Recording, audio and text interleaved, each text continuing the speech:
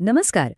1997 साल तुम्हाला आठवत असेल किंवा तुम्ही ऐकलं असेल तेव्हा एका पुस्तकाने महाराष्ट्राच्या वैचारिक वर्तुळात अक्षरशः खळबळ उडवून दिली होती. ते पुस्तक म्हणजे डॉक्टर साळुंखे यांचं विद्रोही तुकाराम.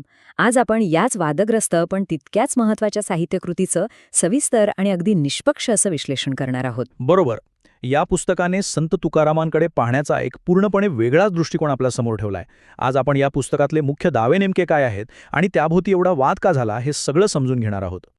तर आजच्या या विश्लेषणात आपण काय काय पाहणार आहोत? सुरुवातीला संत तुकारामांची प्रस्थापित प्रतिमा आणि पुस्तकातल्या विद्रोही विचार यातील फरक आपण बघू. मग इंद्रायणी काठचा तो ऐतिहासिक प्रसंग, लेखकाची भूमिका, पुस्तकाचे मुख्य दावे आणि साहजिकच यावर उमटलेल्या दोन्ही बाजूंच्या प्रतिक्रिया असा आपला आजचा प्रवास असेल. तर सुरुवात करूया ती प्रस्थापित प्रतिमा विरुद्ध विद्रोही विचार या पहिल्या मुद्द्यापासून. बघा, या पुस्तकाच्या नावातच विद्रोही हा शब्द आहे. तो इतका टोकदार होता की प्रकाशनानंतर लगेचच तीव्र प्रतिक्रिया उमटल्या. अनेक प्रस्थापित समजुतींना या एका शब्दाने मोठा धक्का दिला. पण आश्चर्याची गोष्ट म्हणजे तरीही या पुस्तकाचे तब्बल 16 वेळा पुनर्मुद्रण झालं. विचार करा. हा प्रचंड प्रतिसादच सांगतो की समाजात या विषयावर किती मोठी वैचारिक घुसळण आणि कुतूहल होतं. आता वर्षानुवर्ष आपल्या मनात संत तुकारामांची एक पारंपरिक प्रतिमा पक्की रूढ झालेली आहे, नाही का? म्हणजे एक भोळसट, असहाय्य, गरिबीने गांजलेले आणि केवळ टाळपखवास घेऊन नाचणारे असे संत. अगदी. पण डॉक्टर साळुंखे यांच्या मते हे पूर्ण सत्य नाहीये. त्यांच्या या पुस्तकानुसार तुकाराम महाराज हे मुळीच असहाय्य नव्हते. उलट ते अन्यायाविरुद्ध थेट लढणारे एक योद्धे आणि सामाजिक विद्रोही होते. आणि मित्रांनो, हाच तो मुख्य विरोधाभास आहे जो या संपूर्ण पुस्तकाचा प्रमुख गाभा आहे.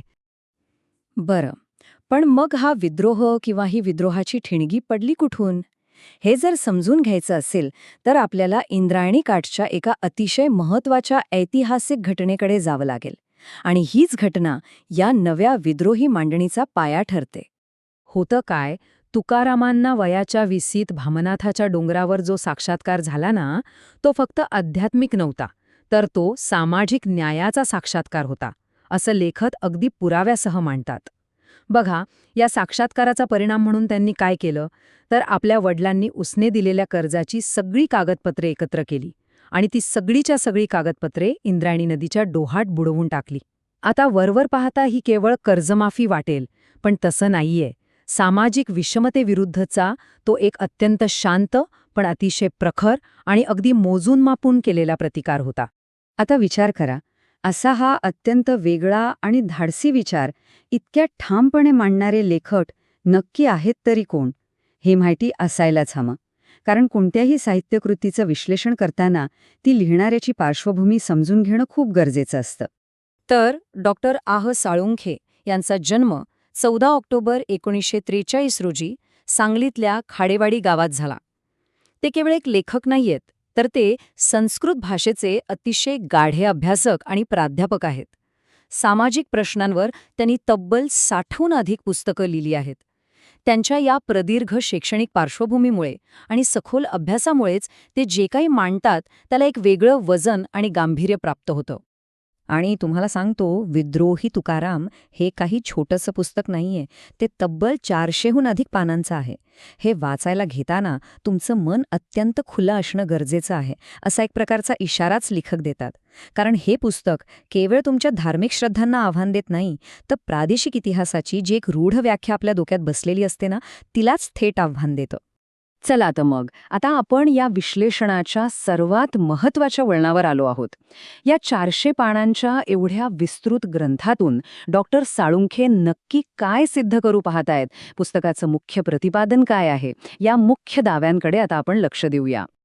या पुस्तकाचा पहिला आणि सर्वात मोठा युक्तिवाद असा आहे की तुकारामांनी स्वतःला वैदिक परंपरेचे अंकित कधीच मानले नाही. एवढंच नाही, तर समाजात जे सोवळे-आवळे आणि जातीय अंधश्रद्धा होत्या त्यावर त्यांनी थेट आणि सक्रिय प्रहार केला. आणि यातला एक अत्यंत लक्षवेधी मुद्दा म्हणजे तुकारामांचे अभंग हे पुढे जाऊन महात्मा फुले आणि डॉक्टर बाबासाहेब आंबेडकर यांच्या सत्यशोधक चळवळीची प्राथमिक प्रेरणा ठरले, असं साळुंखे म्हणतात. सोप्या भाषेत सांगायचं तर तुकाराम महाराज हे सामाजिक गुलामगिरी विरुद्धच्या लढ्यातले पहिले स्फुटक विचारवंत मानले गेले आहेत. अगदी बरोबर. आणि या विद्रोहाची साक्ष या पुस्तकातल्या प्रकरणांची नावेच देतात. काय बा करीशी सोवळे ओळे किंवा कोणी गुरु नाही, कोणी शिष्य नाही, अशा खुद्द तुकारामांच्याच शब्दांचा लेखकाने अतिशय कुशलतेने वापर केलाय. आणि त्यातून त्यांनी प्रस्थापित वर्चस्ववादी यंत्रणा आणि अंधश्रद्धांवर कसा घणाघाती प्रहार केला हे अगदी प्रभावीपणे दाखवून दिले. पण बघा, जेव्हा एखादं पुस्तक प्रस्थापित विचारांना असा एवढा मोठा धक्का देतं, तेव्हा त्यावर वाद आणि चर्चा तर होणारच ना, साहजिकच आहे. हे पुस्तक प्रकाशित झाल्यावर समाजात अगदी 2 स्पष्ट आणि विरुद्ध मतांचे गट निर्माण झाले. 2 ध्रुवीय दृष्टिकोन कसे समोर आले ते आपण पाहूया. एका बाजूला आहे तो आपला पारंपरिक वारकरी संप्रदायाचा दृष्टिकोन. त्यांच्या मते ही सगळी मांडणीच मुळी पूर्वग्रह दूषित आहे. त्यांचं असं ठाम म्हणणं आहे की जर खरे तुकाराम महाराज समजून घ्यायचे असतील ना, तर ते गावातल्या खऱ्याखुऱ्या वारकऱ्याला विचारा. आणि दुसऱ्या बाजूला आहेत ते पुरोगामी विचारवंत. हे लोक या पुस्तकातल्या चिकित्सक आणि समाजाला नवं भान देणाऱ्या दृष्टिकोनाचं प्रचंड कौतुक करतात. आता इथे एक गोष्ट स्पष्ट करूया. आपण या विश्लेषणात कोणतीही एक बाजू घेत नाही आहोत. पण हा जो दुहेरी वाद आहे आणि त्यामागची जी मतं आहेत ती समजून घेणं या पुस्तकाचं महत्त्व खऱ्या अर्थाने जाणण्यासाठी खूप आवश्यक आहे. आणि याच वादावर बीबीसीला दिलेल्या एका मुलाखतीत स्वतः डॉक्टर साळुंखे यांनी त्यांची भूमिका अतिशय स्पष्ट केली होती. ते काय म्हणाले होते? ते म्हणाले, प्रत्येक गोष्टीकडे आपण डोळसपणे पाहिलं पाहिजे. जो सांगतोय त्याचा हेतू काय आहे, त्याचे हितसंबंध काय आहेत, हेही आपण तपासलं पाहिजे. हे वाक्य खूप काही सांगून जातं. प्रस्थापित ऐतिहासिक कथांकडे केवळ आंधळेपणाने बघू नका, तर त्याला एका चिकित्सक नजरेने पारखून घ्या, असा लेखकाचा अगदी ठाम आग्रह आहे. तर हे सगळं सविस्तर समजून घेतल्यानंतर आता साहजिकच असा प्रश्न पडतो की या सगळ्याचं तात्पर्य काय? या संपूर्ण मांडणीतून शेवटी नक्की कोणता निष्कर्ष निघतो? चला तर मग वैचारिक पंढरी आणि निष्कर्षाकडे वळूया. या पुस्तकात एक अतिशय बोलकं आणि शक्तिशाली असं रूपक वापरलेलं आहे. ते म्हणतात, ह्या भूमीचा पहिला सिंह ज्याचं चित्रण शेळीच्या स्वरूपात करण्यात आलं. डॉक्टर साळुंखे यांचा हाच तो अंतिम निष्कर्ष आहे की तुकारामांचं जे खरं व्यक्तिमत्व होतं ते असहाय किंवा गरीब बिचारं नव्हतं, तर ते अन्यायाविरुद्ध उद्दम आणि प्रखर होतं. हे पुस्तक त्या प्रस्थापित कमकुवत प्रतिमेला मुळापासून छेद देण्याचा प्रयत्न करतं. आणि म्हणूनच आजचं हे विश्लेषण आपण एका अत्यंत महत्त्वाच्या प्रश्नाने थांबवतोय. प्रश्न असा आहे की इतिहास कोणी लिहिला आणि तो आपल्याला कसा सांगितला जातो, यावर आता आपणच प्रश्न विचारण्याची वेळ आली आहे का? हा प्रश्न खरोखरच प्रत्येकाला अंतर्मुख करणारा आहे.